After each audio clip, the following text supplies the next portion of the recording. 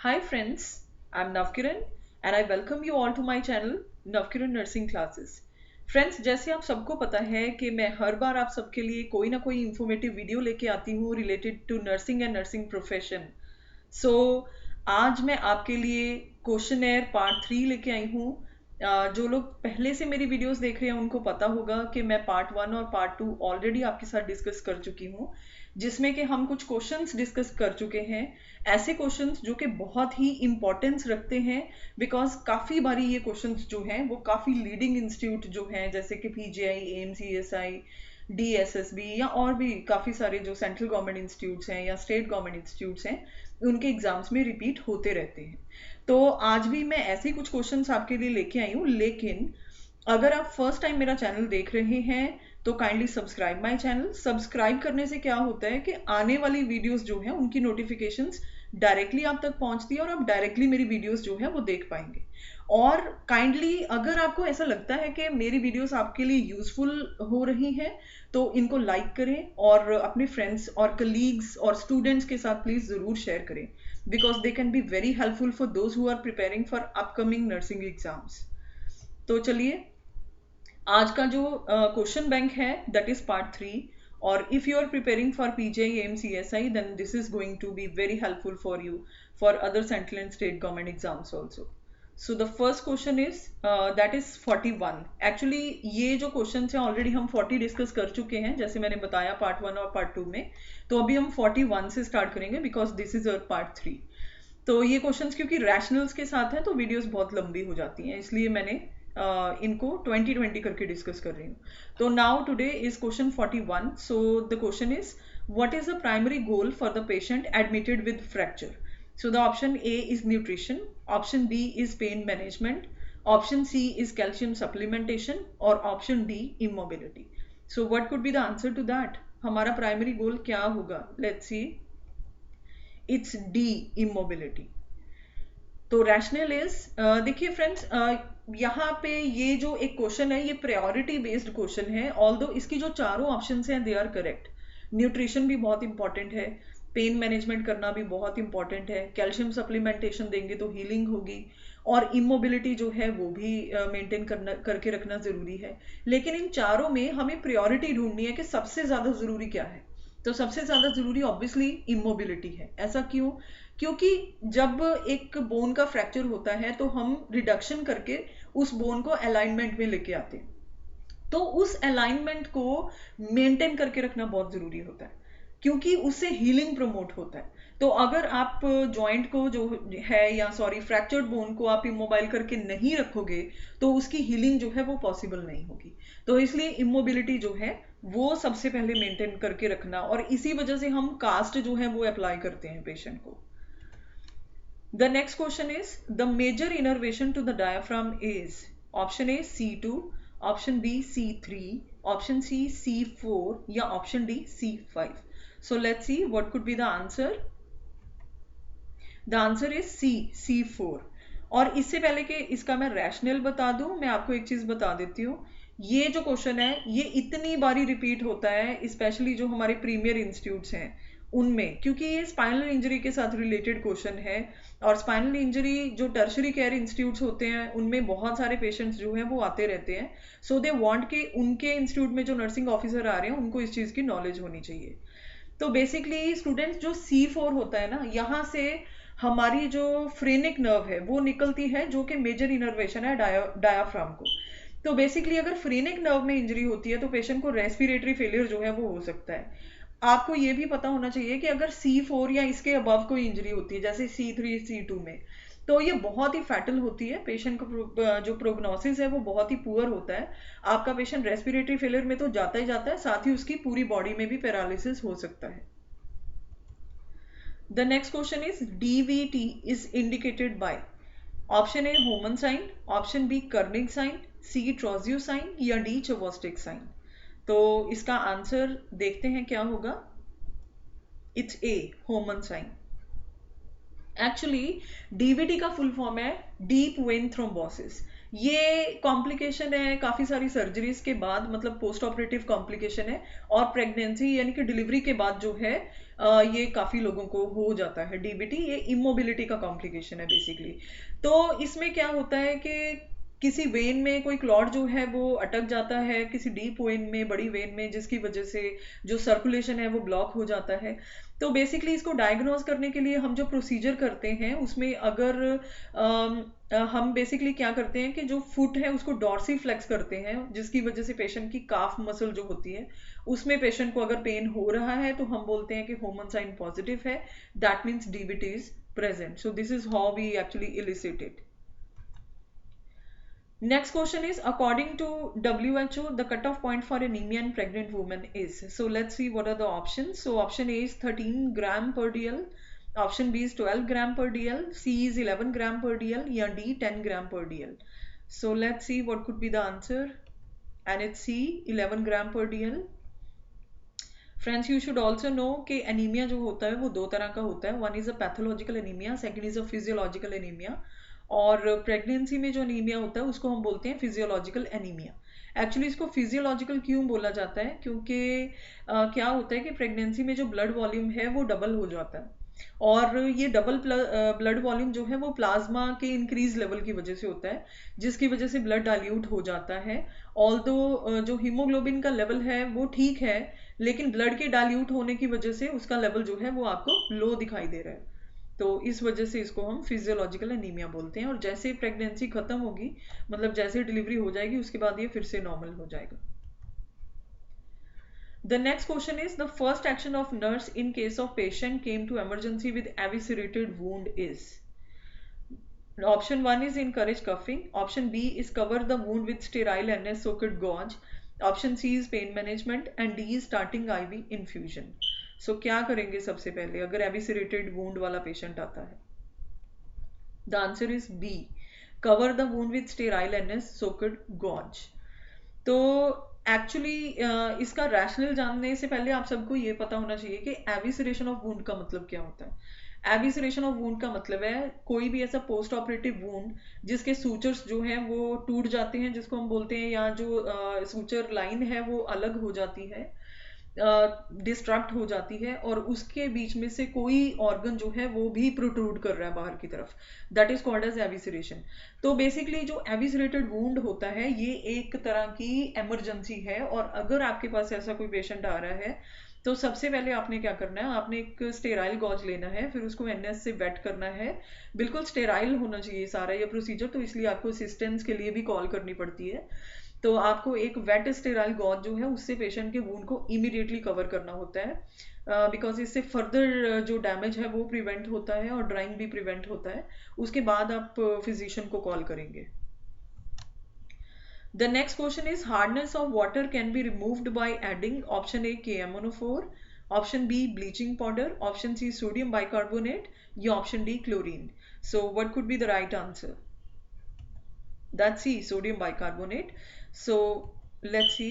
Actually hardness of water is a soap destroying power of water, और ये soap destroying power जो है it is due to the presence of calcium and magnesium salts in it, that's why you call it as a hard water। और hardness of water भी दो तरह की होती है, temporary and permanent।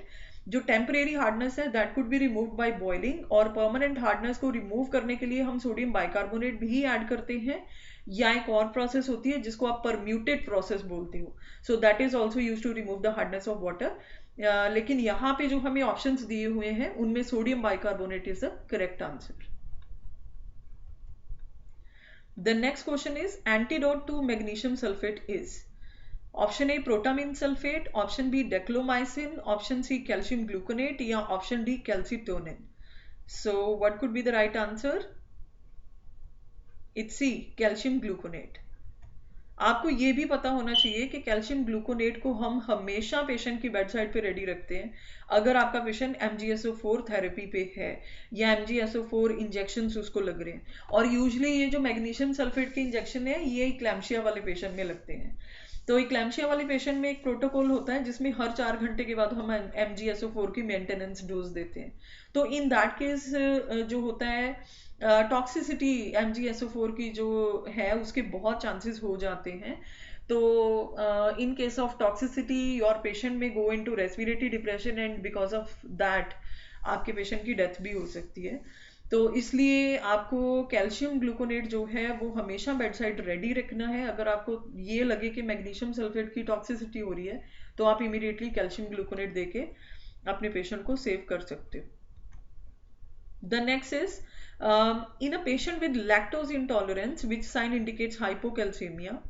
First is Kernig sign, second is Schwartz sign, C is Trousseau sign, D is Homan sign। तो इसमें कौन सा करेक्ट होगा? देखो पेशेंट लैक्टोज इंटॉलरेंस वाला है, मतलब उसको दूध डाइजेस्ट नहीं हो रहा है, तो हाइपोकैल्सीमिया है। और हाइपोकैल्सीमिया में कौन सा साइन आएगा? The answer is C, Trousseau sign. Actually ये ट्रोजियो साइन क्या होता है? In Trousseau sign, there is carpal spasm induced by inflating a blood pressure cuff। तो बेसिकली जब आप पेशेंट का ब्लड प्रेशर देखने लगते हो तो उसके जो बाजू होती है, फोर आर्म इंक्लूडिंग हैंड, उसमें पूरा स्पाज्म पड़ जाता है। If you will see at this diagram this will be quite clear to you. यहाँ पे जब हम अपना ब्लड प्रेशर कफ जो है वो इन्फ्लेट कर रहे हैं तो पेशेंट के जो है हैंड में स्पाज्म आ रहा है, कार्पल स्पाज्म जो है वो इंड्यूस हो रहा है। The next question is the insensible water loss occurs through. Option A is GI tract, option B are lungs, C are kidneys, and D is sweating. So let us see which is the correct option. It's B, lungs. Actually friends जो insensible water loss है इसका मतलब ये है कि आपकी body से कुछ इस तरह से वाटर लॉस होना कि जिसको आप देख नहीं पाते हो, जिसको आप सेंस नहीं कर पाते हो, राइट? तो ये आपके लंग्स में से होता है क्योंकि जब भी आप सांस लेते हो आप हर बार वाटर वेपर की फॉर्म में वाटर बॉडी से लूज कर रहे हो, लेकिन आप उस वाटर को एक्चुअली देख नहीं सकते हो, राइट? अदरवाइज किडनी से यूरिन आ रहा है, that you can see. GI tract से लूज हो रहा है, that you can see. Sweating से हो रहा है, that you can see, but you cannot see through the lungs. So this is called as insensible water loss, and again this is a very important question. The next question is, in acidosis the patient also presents with option A hyperkalemia, option B hypokalemia, option C hypernatremia, option D hyponatremia। तो देखते हैं इसका answer क्या है। It's A, hyperkalemia। Why? Because जब भी acidosis होता है तो एसिड का मतलब है एच पॉजिटिव आइंस का इंक्रीज होना। तो अगर आपके ब्लड में एच पॉजिटिव आइंस जो है वो इंक्रीज होते हैं तो हमारी बॉडी में एक कंपनसेटरी मैकेनिज्म चलता है जिसमें क्या होता है कि सेल्स क्या करते हैं कि जितने भी एच पॉजिटिव आइंस एक्स्ट्रा हैं ब्लड में उनको अपने अंदर मूव करवाते हैं, और उसके बदले में जो के पॉजिटिव आइंस हैं, क्योंकि जो के पॉजिटिव है students that is a most abundant intracellular के टाइम, तो सबसे ज्यादा आपको पोटाशियम मिलेगा सेल्स के अंदर। तो जैसे एच पॉजिटिव आइंस जो है वो ब्लड में से सेल्स के अंदर मूव करना शुरू करते हैं, तो वैसे ही जो पोटाशियम आइंस है वो सेल से बाहर ब्लड की तरफ मूव करते हैं, क्योंकि हम सबको पता है कि जो सेल है वो बहुत सारे आइंस को एकदम अकोमोडेट नहीं कर सकता, उसको एक के पॉजिटिव निकालना पड़ेगा एक एच पॉजिटिव अकोमोडेट करने के लिए। सो बेसिकली क्या होता है, धीरे धीरे जो एच पॉजिटिव आइंस हैं मैक्सिमम वो के पॉजिटिव को रिप्लेस कर देते हैं। तो इससे क्या है, आपके ब्लड में के पॉजिटिव की वैल्यू जो है वो इंक्रीज हो जाती है, जिसकी वजह से हाइपर कैलेमिया होता है। तो आपको ये हमेशा याद रखना है एंट्रेंस में। अगर आपके पेशेंट को एसिडोसिस है तो उसको हाइपर कैलेमिया होगा, अगर आपके पेशेंट को एल्कलोसिस है तो उसको हाइपोकैलेमिया होगा। तो जो फ्लक्चुएट होती है वैल्यू वो पोटाशियम की होती है, सोडियम की नहीं होती। The next question is, in GI system the order of assessment is A inspection, palpation, percussion या auscultation, B inspection, auscultation, percussion and palpation, C auscultation, inspection, palpation और percussion, D percussion, palpation, inspection या auscultation। हम सबको पता है कि ये patient की असेसमेंट के स्टेप्स हैं। तो यूजुअली चलो रैशनल डिस्कस करते हैं, मैं फिर आपको बताती हूँ। The answer is B. तो यहाँ पे बी आंसर क्यों है, क्योंकि यूजुअली जब हम असेसमेंट करते हैं तो हम ए जो स्टेप लिखा हुआ है वो फॉलो करते हैं। सबसे पहले हम इंस्पेक्शन करेंगे, फिर हम पाल्पेशन, देन परकशन और लास्ट में हम ऑस्कल्टेशन करते हैं। लेकिन यहाँ पे हमने बोला कि बी करेंगे हम जीआई सिस्टम में, सबसे पहले इंस्पेक्शन करेंगे, फिर auscultation, then percussion, then palpation. तो पाल्पेशन लास्ट में चला गया और ऑस्कल्टेशन जो है वो सेकंड पे आ गया, ऐसा क्यों?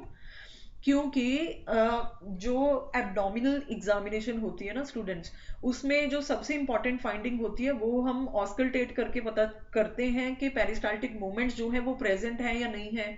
अगर प्रेजेंट है तो वो कितनी फ्रीक्वेंसी में आ रही हैं, क्या उनका टाइम इंटरवल है। So this is what we auscultate while examining the abdomen. तो अगर आप पाल्पेशन जो है वो फर्स्ट प्लेस पे कर देंगे तो क्या होगा, जो पेशेंट की ये पेरिस्टाल्टिक मूवमेंट्स हैं ये डिस्टर्ब हो जाएंगी और इससे आप एक्यूरेट असेसमेंट रिजल्ट नहीं ले पाओगे। तो जो रिजल्ट्स हैं वो ऑल्टर हो जाएंगे। इसीलिए आप पाल्पेशन जो है वो लास्ट में करते हो, ताकि जो पेरिस्टाल्टिक मूवमेंट्स हैं वो डिस्टर्ब ना हो।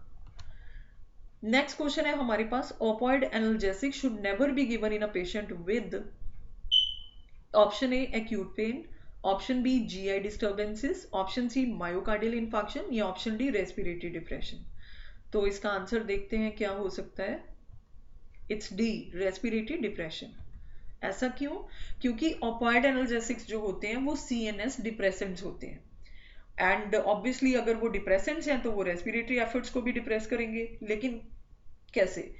एक्चुअली आपके सीएनएस में, ये जो आपके ब्रेन में मेडुला ऑब्लोंगेटा है, this is a respiratory control centre.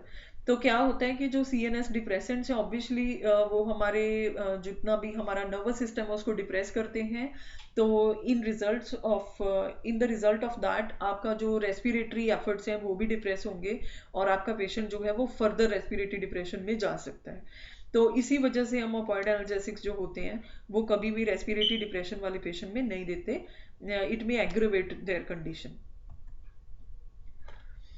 Next question is, a patient having blood transfusion shows a sign of transfusion reaction, and after stopping the transfusion, what should be the next action taken by the nurse?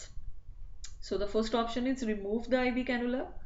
Option B, administer injection Avil or hydrocort immediately to the client. Option C, start IV infusion of normal saline to keep vein open rate. Or option D, return blood to the blood bank. So what could be the next action, like after stopping transfusion? So let's see. C, start IV infusion of normal saline to keep vein open rate. Why? देखो, जो first step है वो तो clear है कि आपको transfusion immediately stop करना है क्योंकि आपके पेशेंट को ट्रांसफ्यूजन रिएक्शन हुआ। लेकिन अगले स्टेप में हमने क्या करना है? हमारा नेक्स्ट स्टेप जो है वो होता है आईवी कैनुला को ओपन रखना। तो इसलिए हम जब पढ़ते हैं ना ये ब्लड ट्रांसफ्यूजन वाला चैप्टर, तो हम अपने स्टूडेंट्स को ये बताते हैं हमेशा, या जब भी आप प्रैक्टिकल सेटिंग में काम कर रहे हो, कि जब भी आपने ब्लड ट्रांसफ्यूजन जो है वो पेशेंट को स्टार्ट करनी है तो आपको एक एनएस आईवी इन्फ्यूजन सिस्टम के साथ पूरा एक एनएस जो है वो रेडी रखना होता है इन केस ऑफ इमरजेंसी हम ये स्टार्ट करते हैं पेशेंट में, राइट। वो इसलिए ताकि हमारा जो कैनुला है, क्योंकि उसके अंदर ऑलरेडी ब्लड ट्रांसफ्यूज हो रहा था, अगर आप एक इमीडिएटली ब्लड स्टॉप करते हो तो कैनुला के अंदर जो ब्लड है वो क्लॉट हो जाता है। और इस केस में बहुत बारी आपको इमरजेंसी ड्रग्स या लाइफ सेविंग ड्रग्स पेशेंट को इमीडिएटली लगानी पड़ती है। तो अगर आपका कैनुला क्लॉट हुआ हुआ है देन आप बिल्कुल टोटली टाइम आपका वेस्ट होगा, then again you have to insert IV cannula and then बहुत देर हो जाएगी। सो इमीडिएट एक्शन लेना है आपने, इसलिए कैनुला को ओपन रखना बहुत जरूरी है। तो यहाँ पे आप देखेंगे कि ऑप्शन जो सी है वो सही है, आपको नॉर्मल सेलाइन का इन्फ्यूजन स्टार्ट करना है। और यहाँ पे एक वर्ड मेंशन है, कीप वेन ओपन रेट। इसका मतलब ये होता है कि इतना उसका आपने जो उसका स्पीड है इतना आपने एनएस का रखना है सिर्फ, ताकि कैनुला जो है वो ओपन रहे, इसको बहुत फास्ट आपको नहीं देना है। नेक्स्ट है, after the amputation of lower extremity which action should be taken by nurse to prevent bleeding from the stump. तो हम क्या करेंगे? लोअर एक्सट्रीमिटी की एम्पुटेशन हुई है और ब्लीडिंग प्रिवेंट करनी है, तो ऑप्शन ए है elevate the residual limb on pillow, option B elevate the foot end of the bed, option C tie a tourniquet above the stump, या option D maintain the semi Fowler's position. तो आपके accordingly इसका right answer क्या होगा? So let's see इसका right answer क्या है actually. So that's B, elevate the foot end of the bed. देखिए, बहुत बारी मैं प्रैक्टिकली बात आपको बता रही हूँ, जब भी मैं अपनी क्लासेस में स्टूडेंट से पूछती हूँ तो यूजुअली वो ए आंसर देते हैं, जब तक कि उनको रैशनल पता नहीं होता कि elevate the residual limb on pillow, because they think कि हम पिल्लो नीचे रखेंगे तो अच्छा एलिवेशन मिलेगा और उससे ब्लीडिंग प्रिवेंट होती है, लेकिन ये गलत है। क्यों? क्योंकि this can lead to the formation of flexion contracture at the hip joint. अब आप मेरी बात ध्यान से सुनिए। एक्चुअली जो जब हम एम्पुटेशन करते हैं लोअर एक्सट्रीमिटी की, हमारे दो नर्सिंग गोल्स होते हैं। फर्स्ट 24 आवर में हमारा गोल होता है to stop bleeding, to prevent bleeding actually.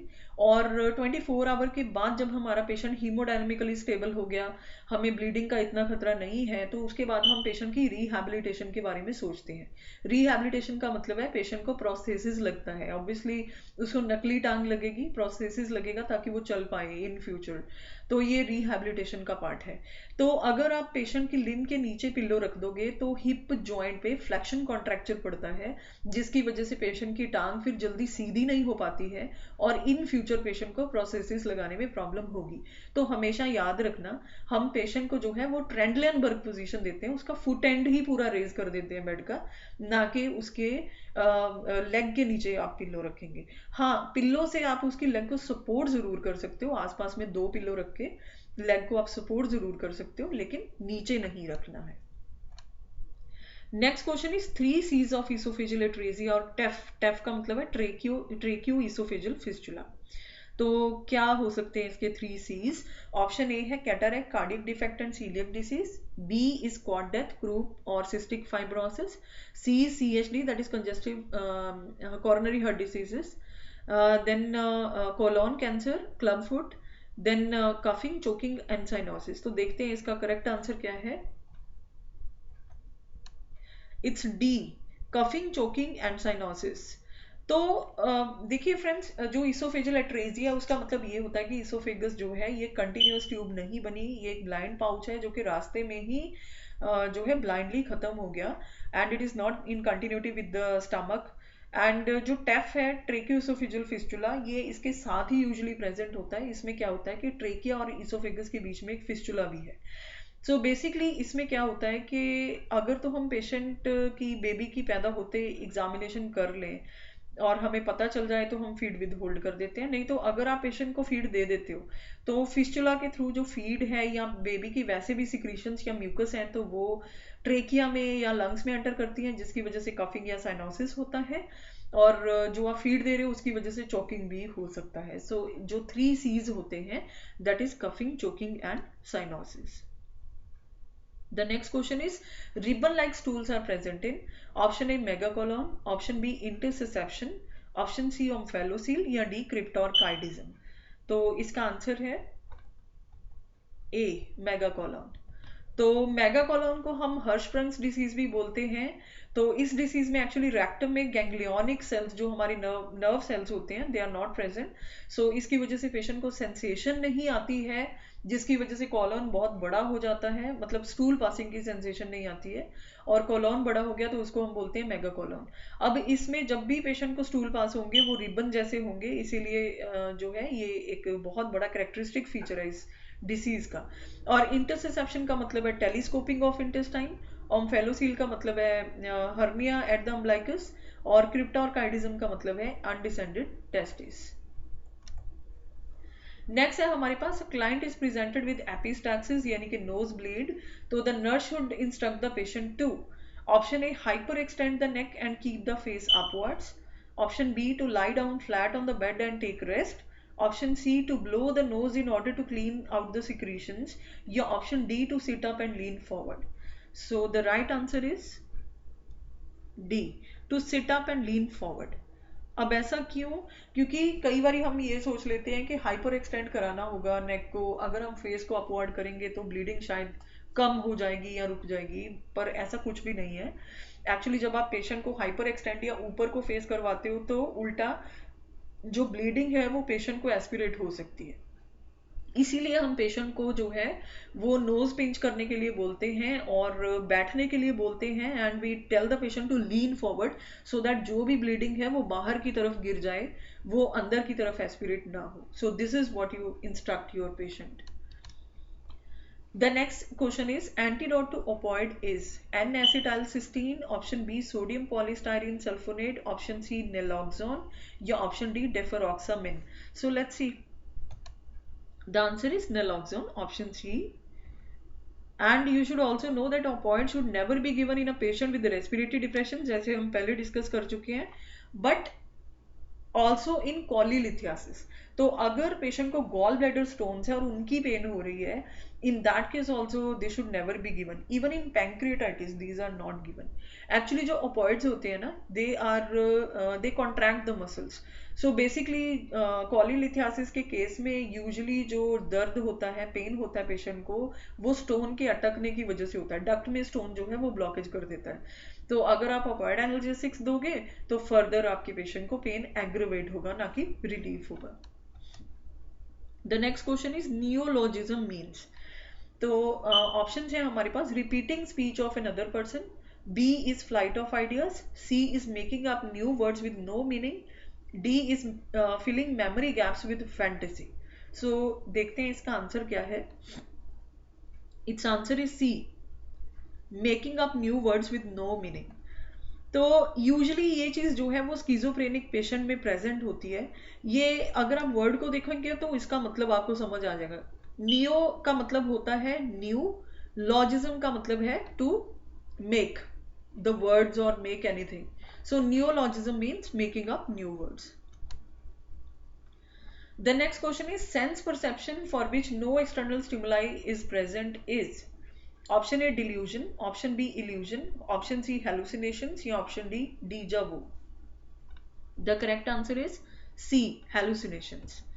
Actually जो hallucinations होती हैं ये सेंसेस की गड़बड़ होती है। They occur in one of the 5 senses. तो हमारी जो सेंसेस हैं उनमें अगर हमें कोई एक्सटर्नल स्टिमुलाई नहीं है फिर भी हमें कुछ ना कुछ फील होता रहता है। So that is called as hallucination. जैसे कि ये ऑडिटरी भी हो सकती हैं, gustatory, olfactory, tactile and visual. ये भी यूजुअली जो हमारा स्किज़ोफ्रेनिक कोई पेशेंट है उसमें प्रेजेंट होंगी। तो फ्रेंड्स ये थे आज के क्वेश्चंस जो मैंने आपके साथ डिस्कस करे विद रैशनल्स। और ये बहुत इंपॉर्टेंट क्वेश्चंस हैं। ये ऐसे क्वेश्चंस हैं जो कि बहुत सारे एंट्रेंस एग्जाम्स में आते रहते हैं। आई होप ये वीडियो आपके लिए बहुत हेल्पफुल होगा। And kindly like my video, share my video and subscribe my channel for further notifications. और आगे भी मैं जल्दी आपके लिए बहुत यूजफुल वीडियोस लेके आती रहूंगी। Please take care in this lockdown. You can prepare for your upcoming entrance exams with me. Thank you so much for watching till end. Bye bye. Take care. I'll see you next time. Bye.